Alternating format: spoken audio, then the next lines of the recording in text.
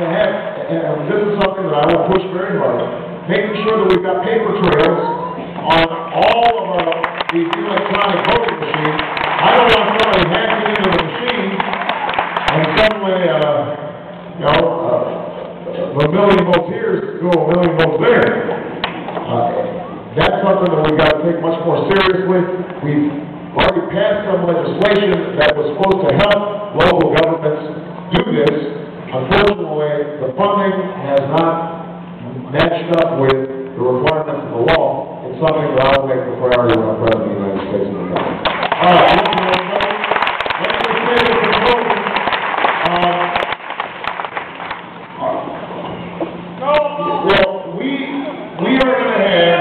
We are going to have a great debate here in Indiana during the course of these 2 weeks, and I hope all of you encourage your friends and your neighbors to get involved in this campaign.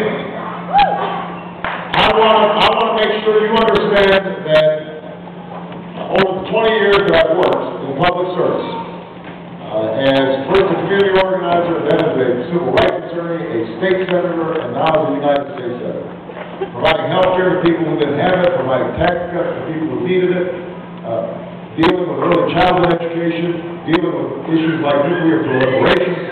On all these issues, what I've always believed in is that government from the bottom up works best, and that I'm accountable to you. And so, even though I've got a whole bunch of ideas about how to improve this country, and I'm confident in my ability to lead this country, ultimately, how successful we are in changing this country is going to depend on you. It's going to depend on you, the American people. What I can promise, the promise I will make to you, I don't like making promises I can't keep, is that I will always listen to you. I will listen to you even when we disagree. And we'll disagree sometimes, but we can disagree without being disagreed with. I will always tell you what I think. I will always tell you where I stand. I will be honest with you about the challenges we face as a nation. And some of these challenges are going to be big ones. We're not going to solve energy independence overnight. That's something that we're going to have to, everybody's going to have to be involved with. We're going to have to invest in research and development. We're going to have to expand solar and wind and biodiesel. People are going to have to get more fuel-efficient cars. We're going to have to make our buildings more fuel-efficient. All those things are going to take a lot of effort, a lot of time, but I'll be honest with you about what's going to be required. And sometimes sacrifice will be required.